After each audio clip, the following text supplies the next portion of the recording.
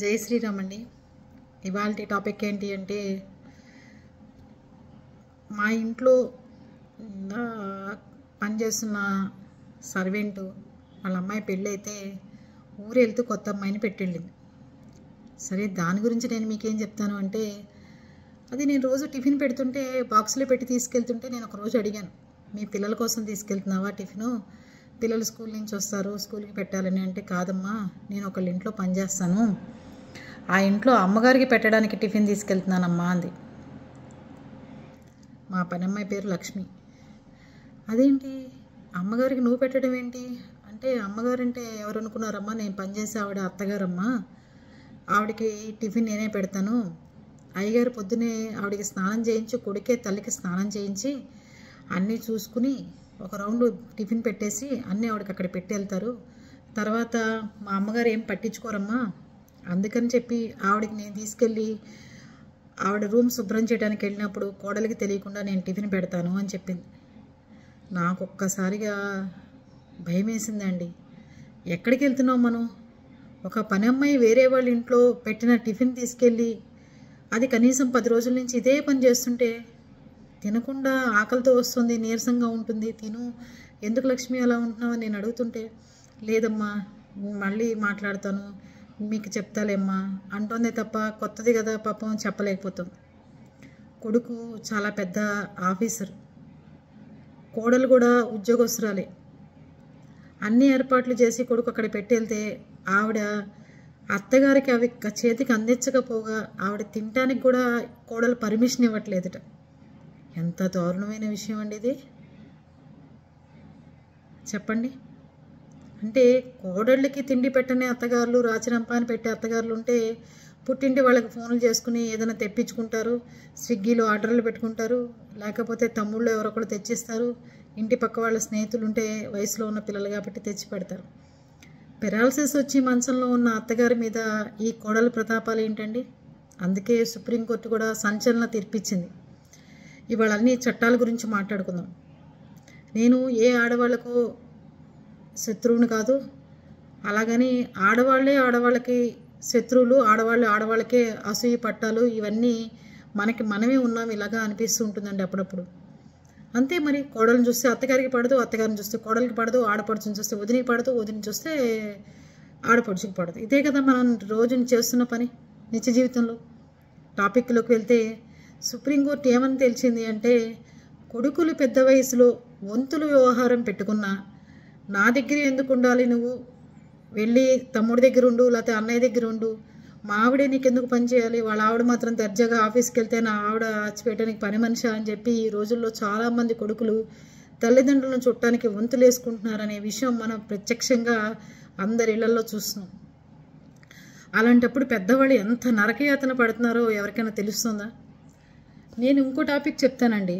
ఇలా వెళ్ళమ్మా అంటుంటే వాళ్ళ పిల్లలు ఇదే చూసి వీళ్ళ పిల్లల్ని కూడా ఇదే స్టేజ్లో వాళ్ళ అమ్మా నాన్నని అంటుంటే రేపొద్దున అప్పుడు తెలిసి వస్తుంది వీళ్ళకి, అమ్మా నాన్న అంటే ఎలా ఉండాలి, మన అమ్మని ఇబ్బంది పెట్టామే, నాన్నని ఇబ్బంది పెట్టామే అని చెప్పి ఆ రోజు తెలిసి వస్తుంది వీళ్ళకి నిప్పంతా. అవునా కదా? కానీ మీ అందరి ఇళ్లలో ఒకటి చేయాలి. అమ్మా నాన్నకి అసలు ఎవరి దగ్గర ఉంటే ఇష్టం? తల్లిదండ్రులకి కన్వీనియంట్ చూసుకుంటారు. బలన కొడుకు అయితే బాగుంటుంది, బలన కోడలు అయితే బాగుంటుంది అంటే వీళ్ళు బాగా చూస్తారని కాదు, ఇంటి వసతులు, ఇంటి వ్యవహారాలు, ఇంట్లో పరిసరాలు, వాళ్ళకి అక్కడ ఉండే ఎఫెక్షను, ఇవన్నీ చూసుకుని ఒక కొడుకు దగ్గర ఉండాలని సెటిల్ అవుతాడు. ఒక తల్లి 16 మందిని కంటుంది, 18 మందినైనా చూస్తుంది, ఇంట్లో ఆడపడుచులను చూడగలదు, మొగుడిని చూస్తుంది, ఫ్యామిలీ అంతా రన్ చేయగలదు. కానీ ఒక్క తల్లిని, ఒక్క కొడుకు కాదు కదా, 4 కొడుకులు ఉన్నా కూడా ఒక తల్లిని చూసుకోలేని పరిస్థితి ఈరోజు మన సమాజంలో ఏర్పడింది. అవునంటారా కాదంటారా? సరే, కనీసం అండి తిండి పెట్టడానికి లేకపోతే పని మనిషి వేరే వాళ్ళ ఇంట్లో మిగిలిన టిఫిన్ తీసుకెళ్ళి ఆవిడికి పెట్టి పోషిస్తోంది ఒక పని మనిషికి ఉన్న ఇది మనకి లేదంటారా? సరే, అత్తగారి కష్టాలే పెట్టింది, నిన్ను రాచి రంపాని పెట్టింది, వదిలేసి మన మానవత్వం ఏమైంది? మంచాన్ని పడింది కదా, అనుభవిస్తుంది కదా. ఎక్కడికి వెళ్తుందండి సమాజం? ఇదే పని రేపొద్దున వాళ్ళ కొడుకు కానీ కూతురు కానీ చూస్తుంటే మిమ్మల్ని ఏం చేస్తారు చెప్పండి? అయిపోయింది. సుప్రీంకోర్టు సంచలన తీర్పు ఏమి ఇచ్చిందంటే, కొడుకులకు గనక ఆస్తిలో ముందే పనిచేసి వాళ్ళ పేరున ఆస్తులు రాసేసిన తర్వాత తల్లిదండ్రులని పట్టించుకోకుండా వాళ్ళని కొడుకులు ఇబ్బంది పెడుతున్నా, కోడళ్ళు ఇబ్బంది పెడుతున్నా పోలీస్ స్టేషన్లో కానీ కోర్టులో కానీ కంప్లైంట్ ఇచ్చి మళ్ళీ ఆస్తి వెనక్కి తీసేసుకునే హక్కుని మద్రాస్ హైకోర్టు ప్రవేశపెట్టింది. కరెక్టే, తీసుకుంటాం. ఎవరి మీద? మన కొడుకు మీదే కదా అని చెప్పి సానుభూతి చూపించి అనుక్షణం కుళ్ళిపోయి కుంగిపోయి ముసలివాళ్ళు ఇంట్లో పడి ఉంటున్నారు. ఎన్ని కండిషన్స్ అండి. ఈరోజు సంవత్సరం పిల్లాడికి సెల్ ఇవ్వనంటే ఒప్పుకోడు, అమ్మ మీద అలుగుతాడు. టీవీ టీవీ పెట్టద్దంటే ఊరుకోడు, అమ్మ మీద అలుగుతాడు. బజార్కి వద్దంటే ఊరుకోడు, కార్టూన్లు వద్దంటే ఊరుకోడు. తల్లిదండ్రులు చూసే టీవీ మీద కూడా, మా పిల్లలు చదువుకున్న టైం నువ్వు టీవీ కట్టే, ఇప్పుడు సీరియల్ ముఖ్యమా, టీవీ కట్టి ఎదురింటికి వెళ్ళకు, పక్కింటికి వెళ్ళకు. కోడలతో మాట్లాడదామంటే నేను ఇప్పుడే ఆఫీస్ నుంచి వచ్చానండి, నాకే బోలని సమస్యలు, బోలని విసుగు. సరే కూతురికి ఫోన్ చేసి మాట్లాడదామంటే, అమ్మ ఏముండేవి అమ్మ అంటే వెంటనే ఏముండేమి ఇవాళ ఇచ్చేసాం అది చేసాం అని చెప్పంగానే కోడలు బయటకు వచ్చేసి ఇక్కడ విషయాలన్నీ మీ అమ్మ కూతురికి జారేస్తుంది, ఆ కూర ఉండని ఈ కూర ఉండని చెప్పింది అని చెప్పి మొగుడికి ఎక్కేస్తుంది. ఇంట్లో విషయాలు తీసుకెళ్తానని చెప్పాలని కొడుకు మాట్లాడతాడు. గ్యాప్ ఎక్కడ వస్తుంది? పెద్దవాళ్ళు చేస్తున్న దాంట్లో వస్తుందా, పిల్లలు చేస్తున్న దాంట్లో వస్తుందా?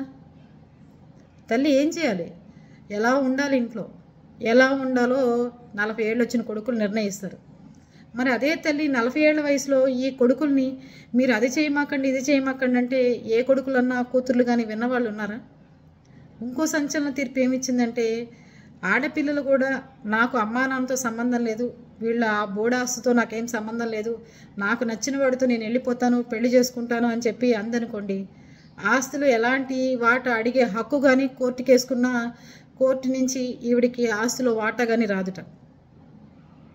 ఎలాంటి సంచలన తీర్పులు ఇస్తుందో చూసారా కోర్టు.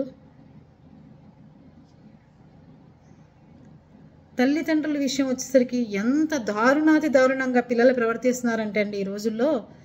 సరే అందరూ అనుకోవచ్చు, కోర్టు కొడుకుని కోడల్ని చూడమంటుంది, మరి తల్లులు ఆస్తులు, తల్లులు బంగారాలు పట్టుకెళ్తున్నారు, తల్లులు మాకు ఆడపిల్లలు సమాన హక్కు అని చెప్పి కోర్టుకి వెళ్ళి మరీ సాధిస్తున్నారు ఆడపిల్లలు కూడా, మరి వాళ్ళకేం బాధ్యత లేదా అని మనం కూడా కోర్టు కూడానండి ఆడపిల్లలకి మగపిల్లలకి ఎలా ఆస్తులు వాటాలు ఉన్నాయో తల్లిదండ్రులను చూసే బాధ్యత కూడా ఆడపిల్లలకి మగపిల్లలకి కూడా సమాన హక్కులు, అప్పుల్లో కూడా ఆడపిల్లలకు కూడా వాటాలు పంచితే అప్పుడు అందరూ కరెక్ట్గా నోర్లు మూసుకుని ఉంటారండి.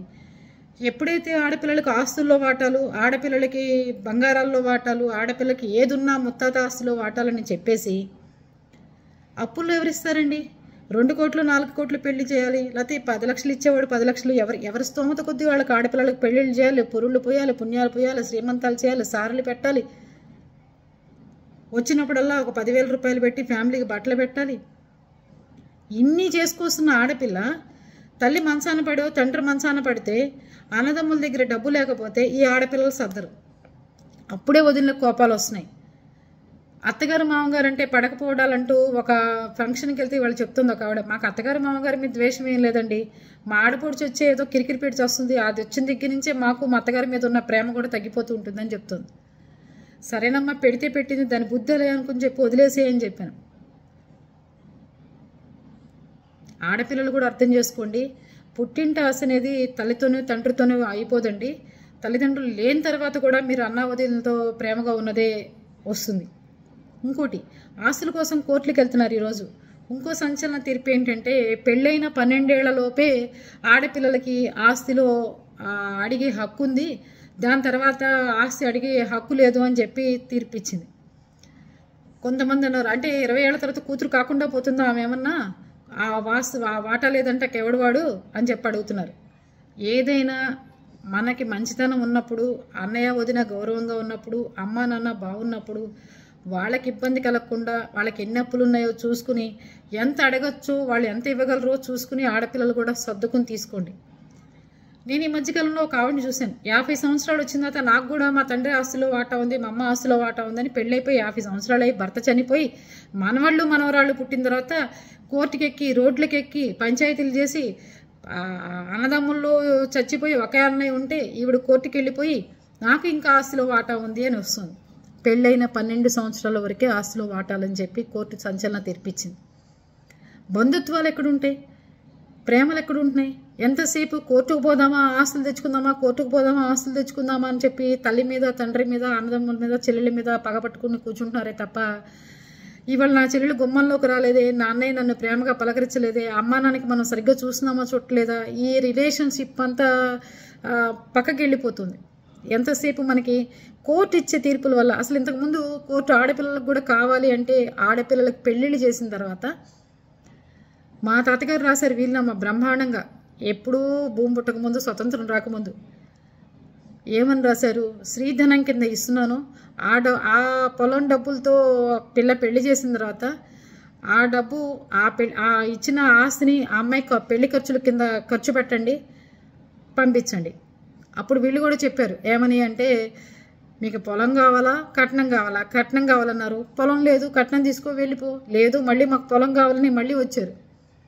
అలాగే ఇట్లాంటి విభేదాల వల్ల తల్లిదండ్రులు పెద్ద వయసులో నీ కూతురు అలా చేసిందని ఆ ఇంటికి వచ్చిన కోడళ్ళన, నీ కొడుకుల్ని కోడల్ని వెనకేసుకొస్తున్నామని కూతుర్లు వచ్చి తల్లిదండ్రులను తగాదాలు పెట్టుకోవడం, వాళ్ళకి ఆఖరి నిమిషంలో మర్యాదలు గౌరవం లేకపోగా కనీసం మనశ్శాంతిగా తిండి తినే అదృష్టాన్ని కూడా ఈ పెద్దవాళ్ళకి కలిగించట్లేదు పిల్లలని చెప్తాను నేనైతే. ఇంకోటి చెప్పమంటారా? కనీసం అండి పెద్దవాళ్ళ వయసు వచ్చిన తర్వాత మనము ఆ ఏజ్కి వస్తాము, వీళ్ళకి ఏంటి అని చెప్పి ఒక్క నిమిషం పాటు ఈ ఆడవాళ్ళు ఆలోచించకుండా నేనే దేనికి చేయాలి, ఇంకోళ్ళు ఉండంగానే వంతులు పెట్టుకుని ఆ వంతులతోనే తల్లిదండ్రులు సగం మంది చంపేస్తున్నారండి.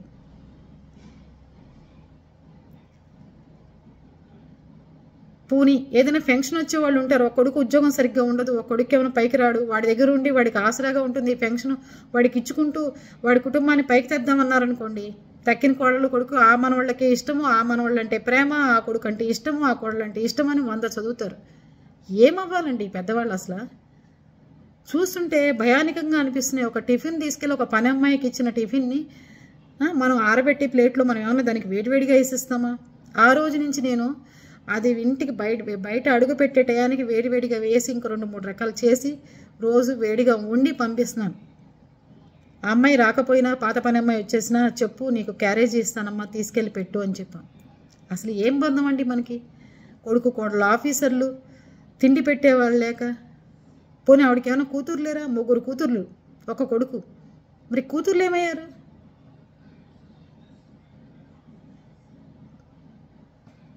ఏం చెప్తామండి ఇట్లాంటి సమాజంలో?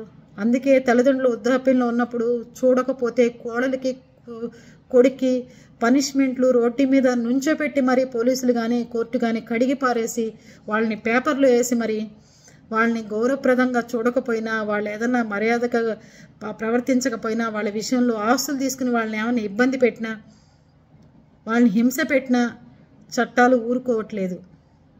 అందుకని దయచేసి పెద్ద వయసులో తల్లిదండ్రుల బాధ్యత పూర్తిగా పిల్లలు తీసుకోండి. మన్ని కూర్చోపెట్టుకుని మన ఒళ్ళో కూర్చోపెట్టుకుని వాళ్ళ ఒళ్ళో గోరుముద్దలు పెట్టిన రోజులు గుర్తు చేసుకోండి. అలా మీరు గోరుముద్దలు పెట్టకపోయినా వేడివేడిగా టేబుల్ మెచ్చక అన్నం పెట్టి, అమ్మ రామ్మ టైం అయిందమ్మా, ఈ మందులు వేసుకోమ్మా, ఈ కాఫీ తాగమ్మా, ఏం చేస్తున్నావు అమ్మా, ఎవరితోనో ఊరికే పొద్దున్న లేచిన కాంచి సుత్తి కబుర్లు చెప్పి సమాజాన్ని ఉద్ధరిద్దాం అనుకునే బదులు ఒక తల్లికి 10 నిమిషాలు ఫోన్ చేసి, అమ్మ ఏంటి నేను ఇట్లా ఆఫీస్కి వెళ్ళానమ్మా, ఇట్లా సంగతి అంటారు. ఒక తల్లి చనిపోయిన తర్వాత ఆ ఫోన్ మోగదు. ఇంకా మనకి బతుకున్నావా బతికలేమా, అన్నం తిన్నావా తినలేదా అని అడిగే దిక్కే ఉండదు మనకి. అందుకే అమ్మా నాన్న ఉన్నంతసేపే మన చలాయింపులు కానీ మన గర్వం కానీ ఏదైనా అమ్మ దగ్గరే ప్రదర్శించగలుగుతాం. అమ్మ అనేది ఒక్కసారి కోల్పోయిన తర్వాత ఎప్పటికీ మీరు తల కింద తపస్సు చేసినా సరే మన ఫోన్ మోగి నువ్వు తిన్నావా అని అడిగేవాడు ఒక్కడు కనిపించడండి.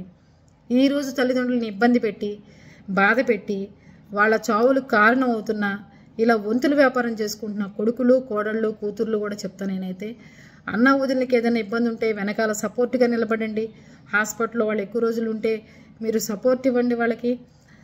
ఆ అమ్మాయి ఎందుకు రాదు అంటే ఇంటికున్న వదినలు కూడా వచ్చిన అమ్మాయిని చక్కగా ప్రేమగా అభిమానంగా చూసుకుంటుంటే ఇంటికి వచ్చే ఆడపడుచులు కూడా చక్కగా వస్తూ ఉంటారు. అదేది లేకుండా వస్తే వచ్చింది మా ఆస్తి తినడానికి వచ్చింది, ఇంకేముంది వస్తే 10,000 పట్టుకెళ్తుందని చూసేవాళ్ళు కూడా మానుకోండి. తల్లిదండ్రులు పెద్ద వయసు వచ్చిన తర్వాత కుటుంబం అంతా ఏకమై చక్కగా వాళ్ళని మన్ని పుట్టడానికి ఎంత గౌరవంగా అమ్మా నాన్న ఎంతో కలలతో ఆహ్వానిస్తారు. వాళ్ళు పోయేటప్పుడు కూడా అందరి కళ్ళ ముందు కనిపిస్తూ కొడుకులు, కోడళ్ళు, మనవళ్ళు, కూతుర్లు, అల్లుళ్ళు కలిసి ఉంటే వాళ్ళు కూడా అదే తృప్తితో చనిపోతారండి. లేకపోతే వాళ్ళ కంట్లో ఆ కన్నీరు కారుస్తూ చనిపోయిన రోజులు ఉంటాయి చూసారా, ఆ ఆత్మ ఎక్కడికి పోకుండా మన చుట్టూనే తిరుగుతుంటుంది. ఎప్పటికి కలుస్తారు వీళ్ళు, ఎప్పటికి బుద్ధి వస్తుంది, ఎప్పటికి వీళ్ళకి ప్రేమాభిమానాలు పుడతాయి, ఈ ఆస్తుల కోసం ఇలా కొట్టుకు వస్తున్నారు ఏంటి అనిపిస్తుంది వాళ్ళకు కూడా. దయచేసి అర్థం చేసుకోండి. ఇలా చెప్తున్నాను, ఎవరు తప్పుగా అనుకోవద్దు. కోడళ్ళు ముఖ్యంగా మొన్న ఒక వీడియో పెడితేనే అమ్మ అత్తగారుల గురించి మాట్లాడరు, ఎంతసేపు వన్ సైడా అన్నారు. కానీ మద్రాసు కోర్టే సంచలన తీర్పులు ఇచ్చి అమ్మ కోడళ్ళు మీరు మారండి, అత్తమామలను చూడండి, బుద్ధి తెచ్చుకోండి, వాళ్ళు పెద్దవాళ్ళు ప్రవర్తించారని చెప్పి మీరు అలా ఉండమాకండి అని చెప్పి మనకే మొట్టికాయలు వేస్తుంది. కనుక అత్తగారులకు కూడా చెప్పండి, అమ్మ తల్లి మీరు సరిగ్గా ఉండండి, మేము సరిగ్గా చూసుకుంటాం, మీరు ప్రేమాభిమానాలతో ఉండండి అని చెప్పి అనకుండా చక్కగా పెద్దవాళ్ళని ఎంత ఇదిగా ప్రేమగా మనం చూసుకుంటామో మన భవిష్యత్తు బాగుంటుంది, మన పిల్లల భవిష్యత్తు కూడా బాగుంటుందండి. ఓకేనా? బై.